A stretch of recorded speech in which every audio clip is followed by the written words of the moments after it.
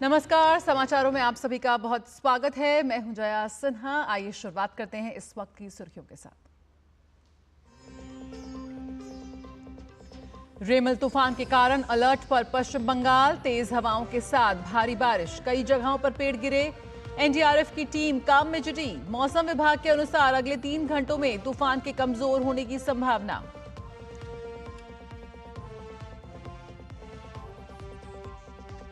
रेमल तूफान को लेकर नेवी और कोस्ट गार्ड की टीमें तैनात। प्रधानमंत्री नरेंद्र मोदी ने आपदा प्रबंधन समेत बाकी पहलुओं का लिया जायजा। गृह मंत्री अमित शाह ने कम से कम नुकसान के लिए अधिकारियों को दिए जरूरी निर्देश। बंगाल के राज्यपाल ने भी की आपातकालीन समीक्षा बैठक।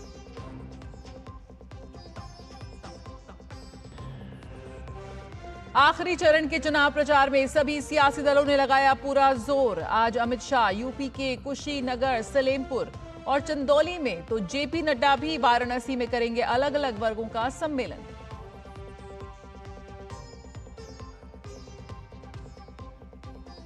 कांग्रेस अध्यक्ष मल्लिकार्जुन खड़गे और राहुल गांधी उड़ीसा के बालासोर में करेंगे चुनाव प्रचार।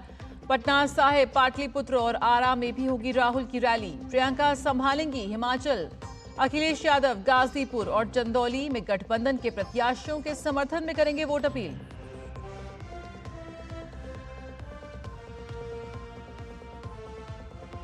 रफा में हमास के एक और ठिकाने पर इजराइल का हवाई हमला, कम से कम 35 लोग मारे गए और कई लोग घायल।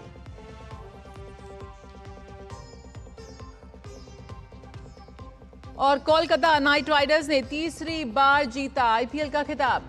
फाइनल में सनराइजर्स हैदराबाद को दी 8 विकेट से मात। सबसे पहले बात चक्रवाती तूफान रेमल की। तो गंभीर चक्रवाती तूफान रेमल ने अब पश्चिम बंगाल में अपने तेवर दिखाने शुरू कर दिए हैं। बंगाल के तटीय इलाकों में लैंडफॉल की प्रक्रिया भी जारी है, जिसके चलते कोलकाता समेत राज्य के कई हिस्सों में तेज हवाओं के साथ भारी बारिश हो रही है। कई जगहों पर पेड़ गिरने की खबरें हैं। मौसम विभाग के मुताबिक चक्रवात रेमल बांग्लादेश और पश्चिम बंगाल के किनारों को पार कर रहा है। अगले 3 घंटों के दौरान इसके कमजोर होकर चक्रवाती तूफान में बदलने की संभावना है। इसके बाद ये उत्तर पूर्व की ओर बढ़ेगा। चक्रवात के चलते बंगाल के तटीय इलाकों से 1 लाख से ज्यादा लोगों को राहत शिविरों में भेजा गया है। चक्रवात से निपटने के लिए पश्चिम बंगाल में एनडीआरएफ की कुल 14 टीमें तैनात की गई हैं। इसके साथ ही पुलिस प्रशासन भी अलर्ट मोड पर है। चक्रवात के प्रभाव से निपटने के लिए भारतीय नौसेना भी पूरी तरह से मुस्तैद है। नौसेना ने किसी भी स्थिति से निपटने के लिए एडीआर और चिकित्सा आपूर्ति से लैस 2 जहाजों को तैयार किया है। इसके अलावा सी किंग और चेतक हेलीकॉप्टरों के साथ साथ डॉनियर विमानों को भी तैयार रखा गया है। इसके साथ ही तटरक्षक बल की टीमें भी तैनात की गई हैं।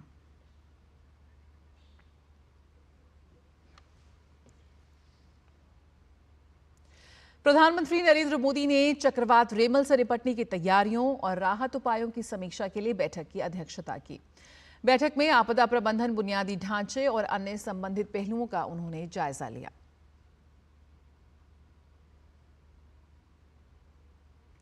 गृह मंत्री अमित शाह ने कम से कम नुकसान के लिए अधिकारियों को दिए जरूरी निर्देश।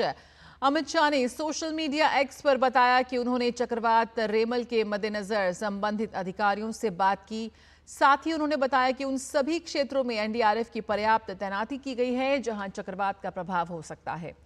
लोगों को सुरक्षित क्षेत्रों में पहुंचाया जा रहा है और आपदा प्रतिक्रिया एजेंसियां ये सुनिश्चित करने के लिए युद्ध स्तर पर काम कर रही हैं कि जान माल की सुरक्षा हो। पश्चिम बंगाल के राज्यपाल सीवी आनंद बोस ने चक्रवात रेमल पर एक आपातकालीन समीक्षा बैठक की। पश्चिम बंगाल के राज्यपाल डॉक्टर सीवी आनंद बोस ने कहा कि बंगाल आत्मविश्वास और साहस के साथ इस संकट का सामना करने के लिए तैयार है। उन्होंने कहा कि ये पहली बार नहीं है कि बंगाल इस तरह की संकट का सामना कर रहा है। हम निश्चित रूप से आत्मविश्वास से, प्रभावी ढंग से और सक्रिय रूप से इस तूफान का सामना करेंगे। इस संबंध में एक टास्क फोर्स का गठन भी किया गया है। रेमल तूफान को लेकर पश्चिम बंगाल की मुख्यमंत्री ममता बनर्जी ने कहा कि बंगाल के लोगों को इससे चिंतित होने की जरूरत नहीं है। उन्होंने सभी को सावधान और सतर्क रहने को कहा। इस बीच कोलकाता पुलिस ने किसी भी तरह की सहायता लेने के लिए हेल्पलाइन नंबर्स जारी किए हैं। आपातकालीन स्थिति के लिए 9432610428 पर फोन किया जा सकता है या फिर 9432610429 पर भी संपर्क किया जा सकता है। तो ये 2 नंबर हैं जो इस वक्त जारी किए गए हैं किसी भी तरह की मदद के लिए। तो भीषण चक्रवाती तूफान रेमल का लैंडफॉल अभी चल रहा है और इसके असर से पूर्वोत्तर राज्यों में आपदा प्रबंधन अधिकारियों और सुरक्षा बलों को हाई अलर्ट पर रखा गया है और जिला प्रशासनों को एहतियात कदम उठाने के लिए कहा गया है। मौसम विभाग के अनुसार पश्चिम बंगाल के सागर द्वीप और बांग्लादेश के खेपुपारा के बीच भूस्खलन हो सकता है। भारी बारिश हो सकती है। असम, मेघालय, त्रिपुरा, मणिपुर और मिजोरम सरकारों ने अलग अलग सलाह जारी की है और राष्ट्रीय आपदा प्रतिक्रिया बल, राज्य आपदा प्रतिक्रिया बल, जिला प्रशासन और अन्य संबंधित विभागों को अधिकतम सतर्क रहने और किसी भी स्थिति से निपटने के लिए तैयार रहने को कहा गया है। असम के साथ साथ बाकी पूर्वोत्तर राज्यों में आज और कल भारी बारिश की चेतावनी दी गई है। असम के ज्यादातर जिलों में ऑरेंज और रेड अलर्ट जारी किया गया है। तपस इस वक्त हमारे साथ और जानकारी के साथ जुड़ रहे हैं। तपस, सबसे पहले इस वक्त का अपडेट जानना चाहेंगे। ये कहा जा रहा है कि लैंडफॉल अभी जारी है, लेकिन अगर इसकी भीषण की तीव्रता की बात की जाए तो क्या कुछ अपडेट है? देखिए, सबसे पहले तो मैं आपको अभी एक ब्रेकिंग देना चाहता हूं। हमारे पास अभी इंफॉर्मेशन आई है कि जो सीवियर साइक्लोनिक स्टॉर्म था, अब वो कमजोरी आई है, उसको वीकेंड हो गया है, वो अब साइक्लोनिक स्टॉर्म में तब्दील हो गया है।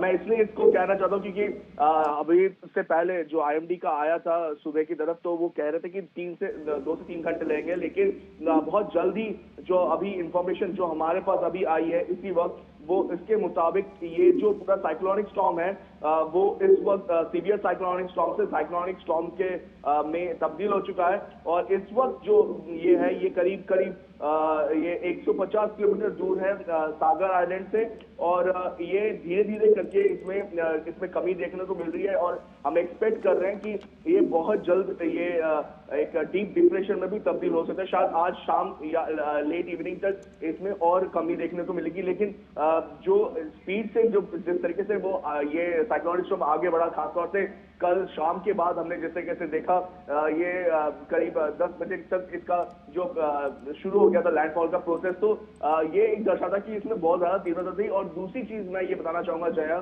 कि इसके साथ ये जो साइक्लोनिक स्टॉर्म आया है बे ऑफ बंगाल में, इससे ये जो मॉनसून है इसको भी इम्पैक्ट करेगा। हमारे अनुमान के मुताबिक ये मॉनसून जो महीने के अंत में आने वाला था, शायद उसमें थोड़ा इजाफा देखने को मिल सकता है, थोड़ा जल्दी शायद ये मॉनसून हमें देखने को मिल सकता है केरला पे। बिल्कुल। तो यहाँ पर एक अच्छी खबर ये कि थोड़ी राहत भरी खबर ये है कि यहाँ पर जो थोड़ा सा तूफान है उसमें कमजोर पड़ता हुआ नजर आ रहा है तपस, लेकिन फिर भी यहाँ पर पूरी तैयारी है प्रशासन की ओर से, सुरक्षित स्थानों पर ले जाया जा रहा है लोगों को। उसको लेकर क्या कुछ अभी कार्रवाई चल रही है? तो देखा कि सुरक्षित स्थानों पे लोगों को लेके जा रहे हैं, ये हमेशा से एक स्टैंडर्ड प्रोटोकॉल तैयार किया गया है। बहुत सालों से हमने देखा है कि जितने भी कोस्टल एरिया में लोग हैं, खासतौर से ये जो हम कोस्ट एरिया की बात कर रहे हैं, ये आपका बंगाल की जो पूरी खाड़ी है, ये वेस्ट बंगाल का कोस्ट लाइन है, ये बांग्लादेश का कोस्ट लाइन है, ये बहुत डेंसिटी में लोग रहते बहुत ज्यादा पैमाने पे लोग रहते हैं। तो करीब 1 लाख से ज्यादा लोगों को सुरक्षित स्थानों पे लेके जाया गया है। दूसरी चीज है कि जब यहाँ से केंद्र से भी निर्देश आए थे कि जो बड़े होर्डिंग है उनको निकाल दिया जाए, क्योंकि हमने देखा कि पिछले एक जो ये स्टॉर्म हुआ था, डस्ट स्टॉर्म आया था मुंबई में, तो बड़ा एक होर्डिंग गिरा था, उससे जान माल का नुकसान हुआ था। तो उससे बचने के लिए एहतियाती तौर पे पहले से ही इस तरह के बड़े होर्डिंग को हटाने की बात कही गई थी, और उसका नतीजा भी देखने को मिल रहा है कि अभी तक कोई खबर नहीं आ रही है जान माल के नुकसान की। दूसरी चीज जो है कि एक समन्वय देखने को मिल रहा है स्टेट सेंटर का। 14 करीब जो बटालियन है, जो कंपनीज है NDRF की, उनको प्रेस किया गया है यहाँ पे, और उनसे वो एकदम से तत्पर है कि किसी भी तरीके का अगर कोई दिक्कत है तो उसको निपटा जा सकता है। तो वो एक अहम चीज है कि साइक्लोन से निपटने के लिए करीब 14 टीमें नेशनल डिजास्टर रिस्पांस टीम की लगी हुई है। ये मैं अगर बताना चाहूंगा कि ये करीब 9 डिस्ट्रिक्ट में, बंगाल के 9 डिस्ट्रिक्ट में ये 14 टीमें लगी है।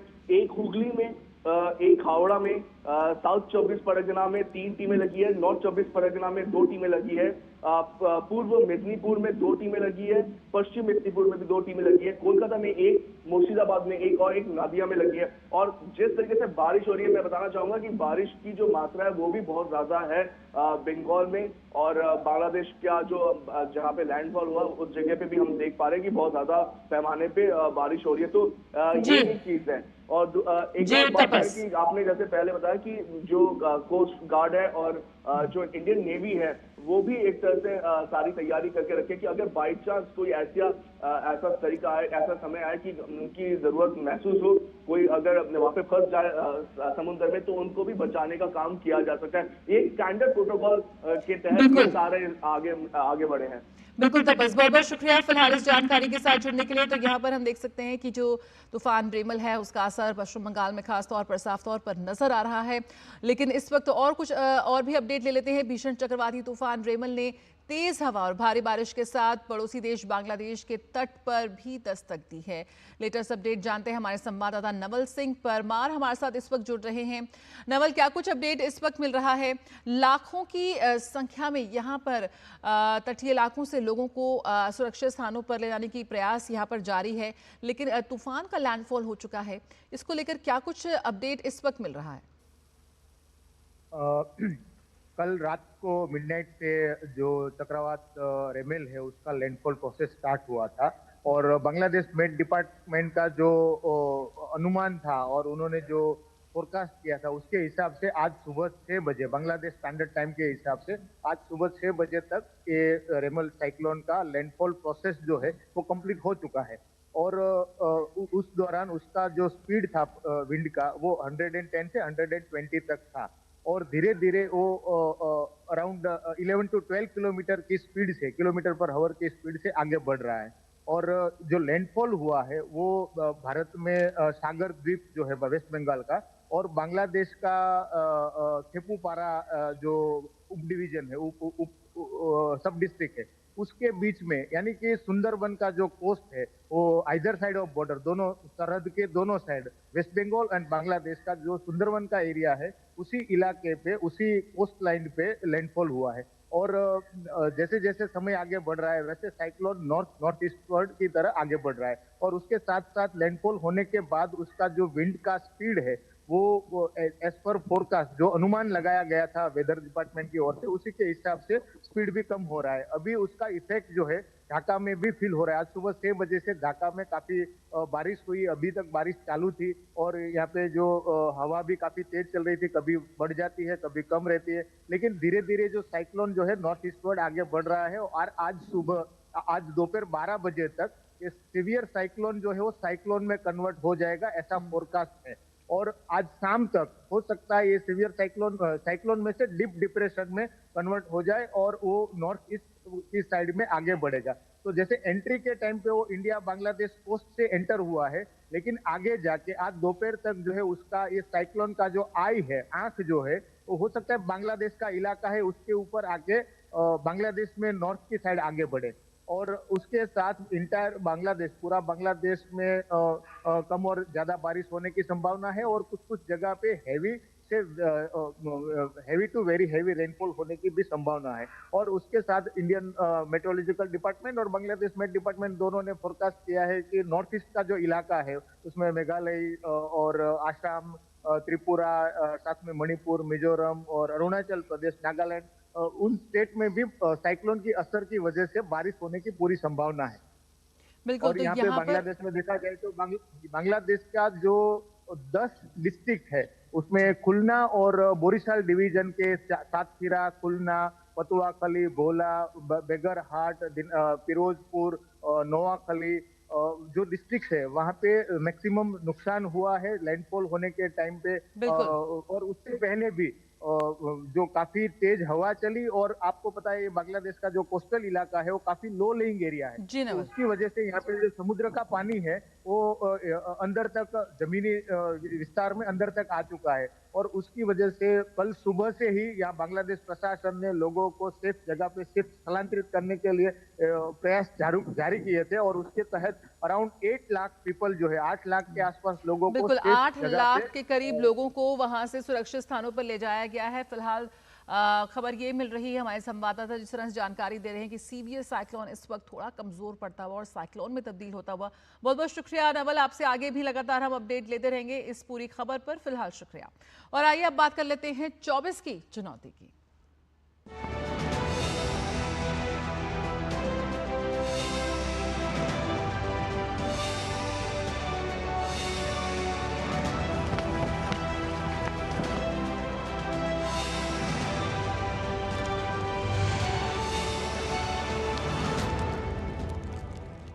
लोकसभा चुनाव के छठे चरण में हुए मतदान के बाद अब सभी राजनीतिक पार्टियों की नजरें अंतिम और 7वें चरण पर टिक गई हैं। बीजेपी के स्टार प्रचारकों में शुमार पार्टी अध्यक्ष जेपी नड्डा आज उत्तर प्रदेश के वाराणसी दौरे पर रहेंगे। नड्डा आज काशी में सबसे पहले काल भैरव मंदिर और काशी विश्वनाथ धाम के दर्शन करेंगे और उसके बाद जेपी नड्डा मारवाड़ी समाज भवन में विद्युत बैठक में शामिल होंगे। इसके बाद वो गिरिजा देवी सांस्कृतिक संकुल ऑडिटोरियम में बुनकर कारीगर महासम्मेलन और सरोज पैलेस में प्रभावी मतदाता सम्मेलन कार्यक्रम में भी वो हिस्सा लेंगे। और विपक्ष की भी 2024 में बीजेपी की जीत के रथ को रोकने के लिए कोई कोर कसर नहीं छोड़ रहा। कांग्रेस अपने 350 प्लस की सीट के लक्ष्य के साथ मतदाताओं को लुभाने के लिए मैदान में है। कांग्रेस के राष्ट्रीय अध्यक्ष मल्लिकार्जुन खड़गे और कांग्रेस नेता राहुल गांधी आज उड़ीसा के बालासोर में चुनाव प्रचार करेंगे। उड़ीसा के बाद राहुल गांधी बिहार में 3 जनसभाओं को संबोधित करेंगे। राहुल गांधी पटना साहिब, पाटलिपुत्र और आरा में मतदाताओं से इंडिया गठबंधन के लिए वोट की अपील करेंगे।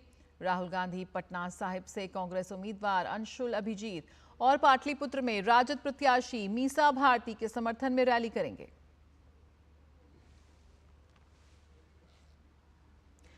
वहीं कांग्रेस की स्टार प्रचारकों में से एक पार्टी महासचिव प्रियंका गांधी आज हिमाचल प्रदेश का रण संभालेंगी। प्रियंका कांगड़ा और चंबा में 2 सार्वजनिक बैठकों को संबोधित करेंगी।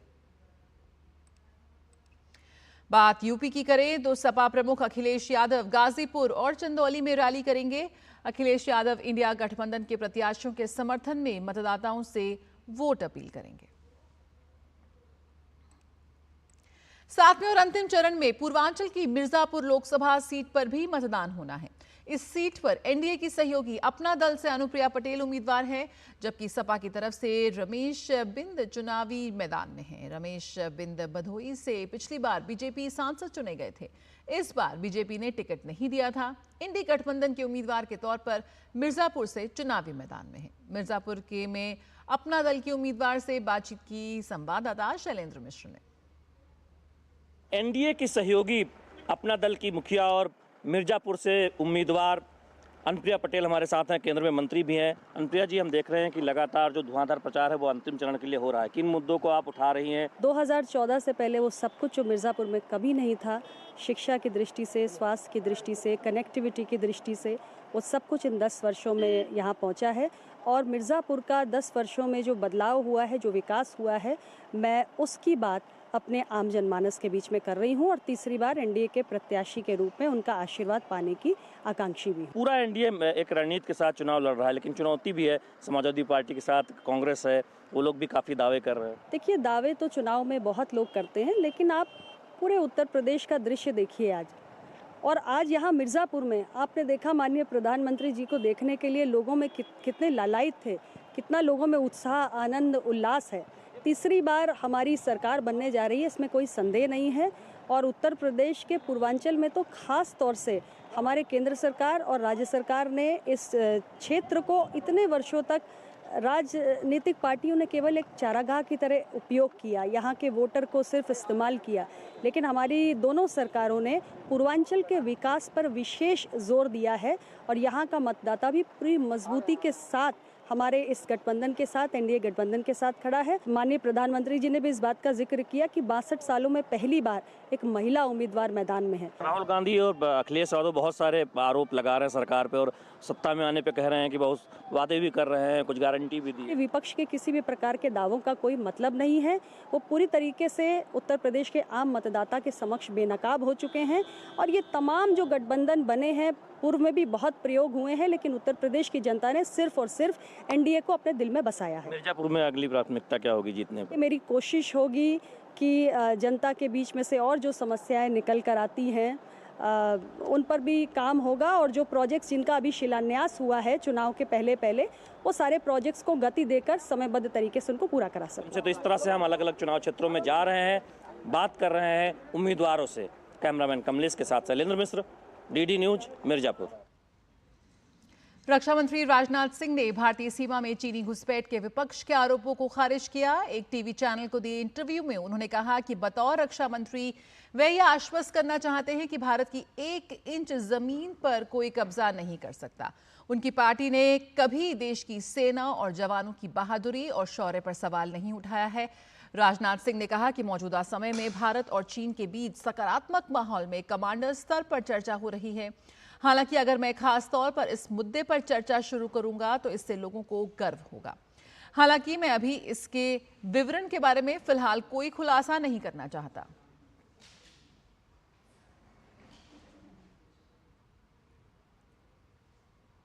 दिल्ली उच्च न्यायालय दिल्ली शराब नीति मामले में मनी लॉन्ड्रिंग मामले में बीआरएस नेता की कविता की जमानत याचिका पर आज सुनवाई करेगा। इससे पहले शुक्रवार को सुनवाई के दौरान प्रवर्तन निदेशालय ने के कविता की जमानत याचिका का दिल्ली हाई कोर्ट में विरोध किया था। ईडी ने कहा कि उनकी रिहाई से आगे की जांच प्रभावित हो सकती है। वहीं कोर्ट ने कविता के वकील की आंशिक दलीलें सुनी और आगे की कार्रवाई आज के लिए सूचीबद्ध की है। इजराइल की ओर से गाजा की रफा में की गई एयर स्ट्राइक में कम से कम 35 फिलिस्तीनी लोग मारे गए और कई लोग घायल हो गए हैं। इजरायली सेना की ओर से कहा गया है कि उसकी एयर फोर्स ने रफा में हमास के एक ठिकाने पर हमला किया है। यह हमला सटीक गोला बारूद और खुफिया जानकारी के आधार पर किया गया। कोलकाता नाइट राइडर्स ने तीसरी बार आईपीएल का खिताब अपने नाम कर लिया है। टूर्नामेंट के खिताबी मुकाबले में कोलकाता नाइट राइडर्स ने सनराइजर्स हैदराबाद को 8 विकेट से हराकर आईपीएल की ट्रॉफी पर अपना कब्जा जमा लिया। इस जीत के साथ ही कोलकाता नाइट राइडर्स तीसरी बार खिताब हासिल करने में कामयाब हुई है। इस मैच में सनराइजर्स हैदराबाद द्वारा दिए गए लक्ष्य का पीछा करने उतरी कोलकाता की टीम के बल्लेबाजों का दमदार प्रदर्शन देखने को मिला। मैच में वेंकटेश अय्यर और रहमानुल्लाह गुरबाज की अर्धशतकीय साझेदारी देखने को मिली। वेंकटेश अय्यर ने 26 गेंदों में 52 रन की अर्धशतकीय पारी खेली, तो वहीं रहमानुल्लाह गुरबाज ने 39 रन बनाकर कोलकाता की जीत में अहम भूमिका निभाई।